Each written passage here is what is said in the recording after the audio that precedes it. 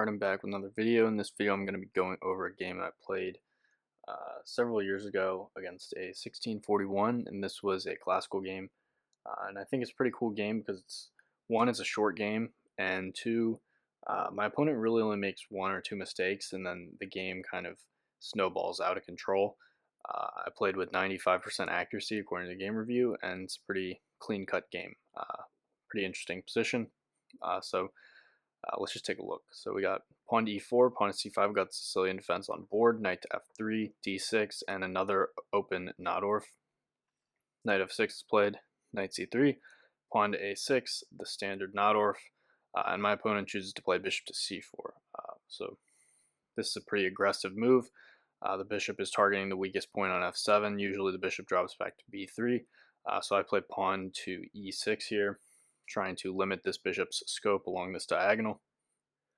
Next, my opponent goes f3, which is kind of an unusual move that I haven't really seen before, but my opponent is clearly trying to go for some kind of like hybrid between the English attack and the Sozin with bishop c4, and my opponent's probably going to go bishop e3, queen d2, and try and castle queenside, and then rush me with g4. I'm not really sure if it's a good idea to do that with the bishop on c4. I'm not sure if that's really a good inclusion, because usually in the English attack, black goes b5, and in this case, if white's going to go ahead and castle queenside, this is just going to come with a free tempo. So white is going to have to waste a move to move the bishop back to b3, so I'm not so sure if this is the best way of playing. Queen to c7 is played, hitting the bishop to b3, and knight to c6. So I'm just looking to develop my pieces naturally. Probably just going to play bishop e7, bishop d7, maybe play b5. I really don't want to do anything too crazy here. So just standard development. White plays bishop to e3 as expected. I go bishop e7, queen d2, and I chose to take on d4. It's kind of hard to say why I chose to do this. I'm not sure why I didn't just play bishop to d7. I think it makes some sense to not castle immediately, but I'm surprised I didn't just play bishop d7 here. I don't really think it makes too much of a difference, but after knight takes d4, bishop takes d4, pawn to b5 was played, so I'm assuming I probably played this move to stop some sort of trade if I were to play b5 right away. Maybe I didn't like either knight takes b5 or knight takes c6, where I have to take back with the queen. I'm not really sure. I was probably scared of knight takes b5 if I had to guess, but I'm not so sure it's all that great. So I took on d4 first and played b5. My opponent castles queenside, and I play bishop to d7. So the engine considers this an inaccuracy. I think it's a pretty reasonable move, but it does give white the option to play bishop takes f6 if he wants to, whereupon I would have to take back with the g-pawn most likely, unless I want to give up this d6 pawn. So bishop takes f6 was played. So in the game I played g takes f6. The engine points out that it is possible to play bishop takes f6, and after queen takes d6, you simply just trade the queens, and then after rook takes d6, then you play bishop to e5, and black has the two bishops, and I think black has some counterplay, but I wasn't really in the mood to give up a pawn for some speculative compensation. So instead, in the game, I played g takes f6, and my opponent plays queen to h6. And this is where he starts to go wrong here. So queen h6 is a natural move. He doesn't want me to castle, but I'm not really planning on castling anyway. He wants to play queen g7 and maybe take this pawn on h7, but what ends up happening is his queen ends up getting very offsides here. So I play pawn to b4, and my opponent inserts queen to g7. And the problem with this move is, after rook to f8, his queen is really out of the game, and it's going to take at least two moves to get the queen back in the game. So in the meantime, I can try and get some sort of counterplay on the queen side towards white's king. Moves like a5, a4 come to mind. Also, keep in mind this knight on c3 is still hit, so that has to be moved first. So knight to e2 is played, pawn to a5, and there's really not a super convenient way to stop me from going pawn to a4 here.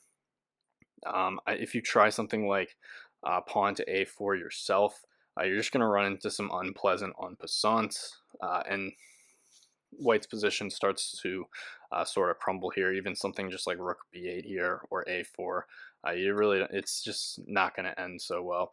So as you can see in this line, like this bishop on b3 is more of a liability for white than a strength. So in the game, it was rook to d4, which is probably as good as any attempt, but I think the engine's best suggestion is to play c3 and then try and tuck the bishop back, but even then that's a little bit dicey because I still get an a4 and I'm really rushing white. And it's kind of a dicey move to play considering my queen is opposite his king on the c-file, so c3 is kind of a tough move to play. The idea with rook to d4 is that after pawn to a4, white plays bishop to c4 to preserve the bishop, but this is just a very fragile construction that he's made here, so I go pawn to e5 here, and after bishop to d5, counterattacking my rook, which is really the only attempt, I simply just take on d4, and after bishop takes a8, I have pawn to d3, so I'm hitting his knight, and I'm also taking advantage of this nasty pin down the c-file. And once again, white's queen is completely out of the game. This bishop is on a8. This rook is not doing anything on h1. And these pieces, this rook on f8 is not really doing a whole lot, but these bishops kind of are the glue of my position. And really my queen and these pawns are going to, be the force in this position that's going to be hard for him to stop. So after d3, knight to d4 was played, and pawn to a3 was played. So this is really just trying to blow open white's king side, or white's queen side. It's very apparent that, white is going to be experiencing some serious king safety issues coming up. In the game, bishop to d5 was played, and after queen to c5, hitting this knight, it becomes very clear that white is in some serious trouble because you can't defend the knight and you can't move the knight, because if you move the knight, then queen takes c2 is checkmate, so you're just going to be going down a piece here. You can try b takes a3, but I still just take this knight on d4, and I'm still threatening all kinds of nasty stuff here, so this is really not going to be very ideal. In the game, it was rook to d1, and then I just take this knight on d4, and after rook takes d3, queen takes b2 check, king d2, bishop to b5 was played, just putting this bishop on a good diagonal, hitting this rook. Rook to b3 is played, queen d4 check, king to c1, and unfortunately this was a mistake. I guess rook to d3 would have been the better option to prevent checkmate, but after king to c1, queen to g1 check, king to d2, and queen f2 check, this king is just going to be getting mated. If king to d1 is played, there's queen to e2 check, king c1, and queen e1 checkmate. So if king to c1 is played, there's also just queen e1 checkmate, so my opponent resigns after queen f2 check. But I thought this was a pretty cool game because really, up until I'd say around this point where bishop takes f6 is played, g takes f6, queen h6 is really where white starts to go wrong. And after b4, really the knight should probably just move right away, something like knight b1, maybe knight to d5 could be considered, knight e2. But after queen g7, rook f8, this queen is just completely offsides, and it allows me a lot of good opportunities to get some counterplay. And after knight e2, a5, it becomes very clear that this bishop is very poorly placed, and there's really not a great way to deal with the threat of a4 here.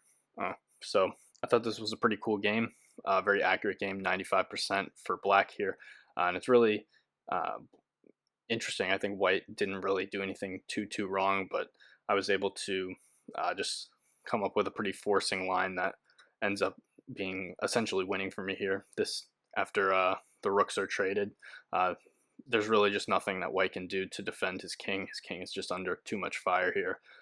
So I thought this was a cool game, and I think that's going to be all for this video, but hopefully you found this game instructive, and I will see you guys next time.